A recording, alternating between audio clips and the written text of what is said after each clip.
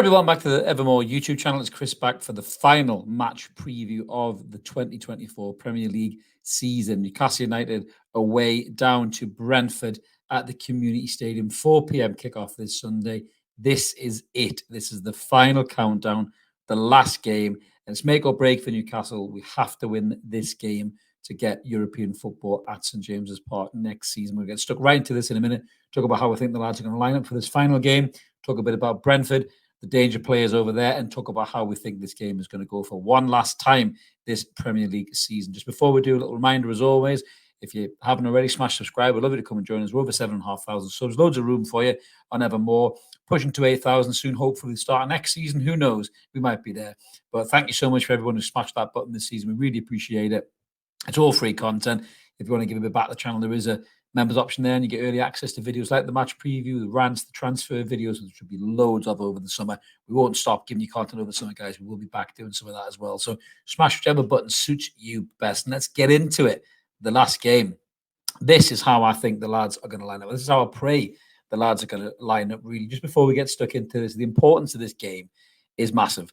Newcastle United owe these supporters, I'm one of them, that owe us a performance, because the last 2 games have been crap. Let's be honest with you. Brighton at home, we should have won that game, put ourselves in a much more comfortable position to have got less out of Manchester United away. Manchester United away, piss poor, bad tactics, bad, performances, lack of discipline, no shape, shit defending, you name it, missed chances, everything you don't need at the business end of the season. So we've gone from being in the driving seat for Europe to potentially looking like we're going to leave Europe quicker than Nigel Farage could have done. But it's not good. It's not a good position to be in. But all we have to do on Sunday is win this football game. Nothing else should matter. None of the distractions and all the permutations around the last day of the season should matter. We need to win this football game to get European football at this club next season. And I think these are the lads to do it. Made some massive changes, as you can see. The first one is Nick Pope back in goal. If you want to win football games anyhow, you have to play your best players. And Nick Pope is your best goalkeeper. Whether he's 100% fit, 70% fit, 60% fit, he is better than Martin Dubravka all day long. That's the reason we bought Nick Pope in the first place. Martin Dubravka should have, and hopefully has, played his last game for Newcastle United, which was a whimper against Manchester United. Martin Dubravka's had moments in Newcastle, there's no doubt. He's been a good keeper in the past, but he's regressed as a goalkeeper. He's not quick enough off his line. He flaps at crosses. He has no presence when he comes out, makes himself small instead of big. And I don't want to see him ever playing for this football club again, especially not on Sunday. Eddie Howard, if you play Martin Dubravka and he flaps at another shot and it goes through him like another bit of tracing paper, you've only got yourself to blame, mate, if we lose that game. So Nick Pope, for me, you've noticed I haven't played Kieran Trippier. I put Emil Kraft in there. You're probably wondering why, some of you. If you didn't watch the game on Wednesday, go back, watch the highlights, and you might know why. Kieran Trippier's not fit. Kieran Trippier's legs look like they've gone for a top-level fullback. It pains me to say it because I love Kieran Trippier. And since he's come into the football club, he was the first big player signed in the takeover. He's been phenomenal for Newcastle. Defensively, offensively, his leadership abilities, class in a glass. He's been a great player.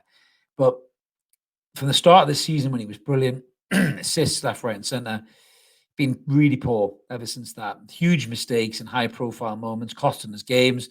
None so more recently than Wednesday night, stepping back and pulling everybody onside for Kobe Mainoo's goal. You can't rely on him, and he's not fit. He's trying to have games under his belt, so Southgate still takes him to the Euros, and Newcastle can't be used in that as that kind of scenario anymore. If Trippier is not good enough to give his all, then he shouldn't play. And the worrying thing is, if this is his all, his legs are gone, and it might be time to move him on in the summer. That's a real possibility. He's been great for us as a footballer. He'll go down in history as one of the best Newcastle United fullbacks we've ever had, but he's not that player anymore. And I think he cannot start this game, because if he does, like say Mbeumo, Wissa, Tony, and it'll have him on toast, and he cannot play. For me, he cannot play. Fabian Schär, though, can play. Bring him in and centre half alongside Dan Burn. That's your best centre back pairing. Again, Brentford have got some good players going forward. Wissa, Mbeumo, and Tony on the day are 3 of the best in the league.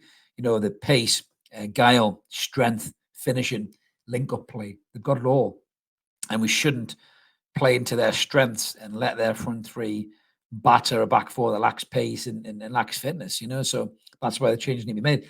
Lewis Hall, shoo-in to start.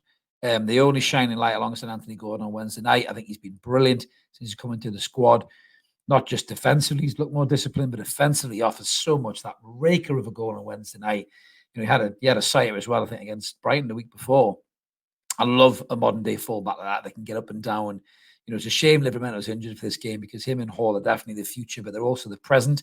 I think they're our starting fullbacks going into next season. I'll be shocked and stunned if Kieran Trippier starts at right back and Dan Burn shifted back over to left back. How good those two young lads are playing. Just need Tino to get fit and stay fit.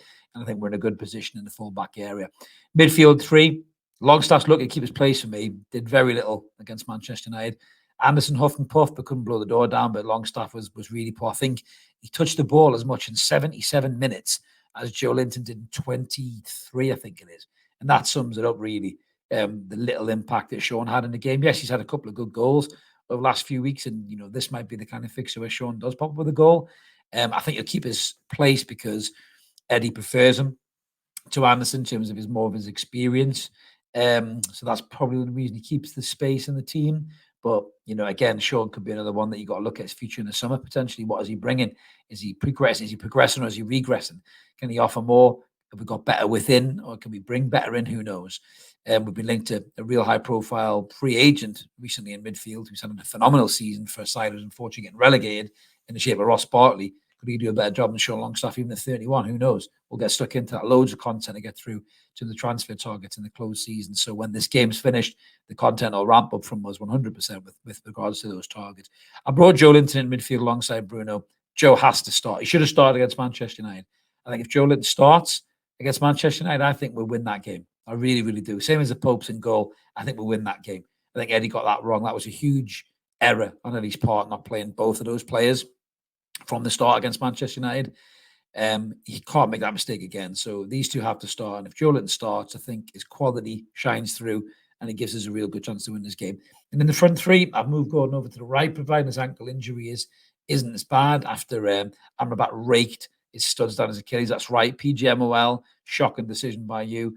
Harvey Barnes has come in at the left. He wasn't great when he come on against Brighton or Manchester United in all fairness. So, but he's got quality. He's got goals in him. He can, turn games at pivotal moments. This impact sub thing may work before, but it ain't worked last 2 games. So why not give him a start and see what he can bring quality-wise? Murphy's been poor. Murphy was poor on Wednesday. He was poor against Brighton as well. And Murphy, again, we're not going to progress any further as a club up the Premier League with the likes of Jacob Murphy and Sean Longstaff as starters. Good squad players. Same with Emil Kraft. Good squad players, no doubt about that. Valuable to the squad in terms of, when you're playing Carabao and FA Cup, maybe Premier League games against lesser sides at home where you feel like you might be the favourites. Those guys need to play because you don't want to burn your players out with European football and Premier League football all the time. But you shouldn't be starting games. That's why we're not progressing as a team, because the squad needs an injection of quality that means that those 2 players don't have to start ahead of players who are better than them.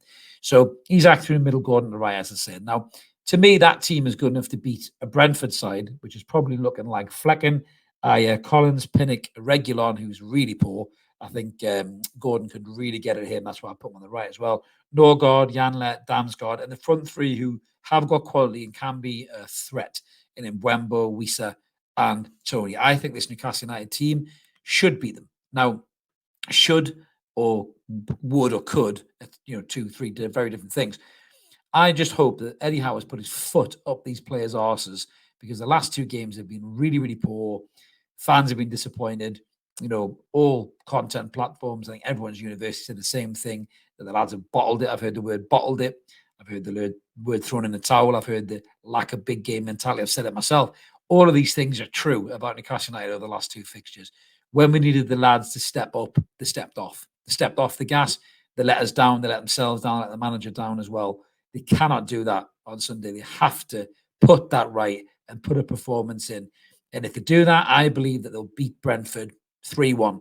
I'm going to go for that predictive score. And I hope these lads are consuming all of the noise about this and how big this game is, because we can only concentrate on winning this game. Brentford are sitting at 16th in the Premier League. They've had a poor season. There's permutations to that. They missed their biggest striker, their goal scorer, the main man, for a long period of time through a betting ban, which we can relate to. But again, with Tony, this is most likely going to be his last game for Brentford. He will want to go off with a bang. Could even be Thomas Frank's last game. I know there's people circling around Thomas Frank in terms of getting him as a manager. Maybe he wants to go to that next level. No disrespect to Brentford, and Wembo is somebody that people have linked to Newcastle. All these players may want to put themselves in the shop window. Thomas Frank might want to sign off with a really good result. So Brentford are not going to lie down for us in this game, but we need the tip-top, intense, high pressing, quality Newcastle United. And that team, to me, should be good enough to give you that. We've got the solidity at the back with Cher coming back in and Kraft going to right back. And Nick Pope in between the sticks is massive because Martin Dubravka has made a tracing paper. He makes everybody nervous in the crowd, on the TV, and certainly in front of him, that back four. He should not play anyhow. That's the team that you should play. Let us know in the comments below, guys, if you agree or disagree with the lineup. For me, it's a must-win game for Newcastle United, way more than I've ever said before. We have to win this game because if we win this game, we're in Europe, whether it's Europa League or Conference. There's loads of other permutations. If Chelsea lose, Manchester United lose, we're sixth. If Chelsea draw and we win and Manchester United win, we're still sixth, I think. If Manchester United win, we win, and Chelsea win, we're seventh on goal difference. If we draw and Manchester United win, we're eighth. And if we lose, we're eighth. So we have to win this game. No draw, no draw. Don't leave it that close. Now, Manchester United still have to potentially win the FA Cup, which a lot of people that aren't giving them a hope of prayer for, me included. But what football's like, it's crazy. But Newcastle United have to do their job and win this football game. If Chelsea lose their game, I'm just going to have a quick look at that playing actually in terms of the fixtures, just to refresh my memory. So Chelsea got Bournemouth and Stamford Bridge. I just see that being a Chelsea win, to be honest with you. And Manchester United have got Brighton at the Amex. Now, Brighton didn't do us any favours against Chelsea. They did well against us and Villa. But what do Brighton want to do? Do they want to sign off with the victory? Do they want to sign off in style? Again, as it deserved his last game. Do they want to put in a performance for their fans on the final home game of the season and do something? Final games of the season are very, very weird. You could throw up loads of different results. But all we can concentrate on is what we do at Newcastle United, and that is win this football game. We win this football game, there's European football coming to St James's Park, and that is the most important message these players have to take on board for Sunday. But that's me done, guys. Let us know in the comments below what you think about the lineup and the game. How do you think it's going to go? Are you nervous? Do you think we're going to blow it? Or do you think we're going to do it? We'll always like to hear from you. Smash a comment and we'll do our best to reply to you. As I mentioned at the start, if you haven't already, smash subscribe, come and join us. We're over 7,500 subs, creeping up to 8,000. Hopefully, close season or the start of next season, we'll be there and we'll have a belter prize for the 8K subs. I know we missed the 7K one, unfortunately, but you know the reasons why. If you're a long-time viewer, we will have an 8,000 prize. We've got some more giveaways we'll give away over the summer as well for members as well. We'll do a few draws going forward, but it's all free content. If you want to give a bit about the channel, there's an option down there. Smash whichever one suits you best. Like the video, help the channel grow. I will be back for the last post-match of the season after the Brentford game, and I'm smiling because Newcastle United have won and we're in Europe. Have a cracking day wherever you are, everyone. Let's hope for the win of the weekend. We'll see you later. Cheers.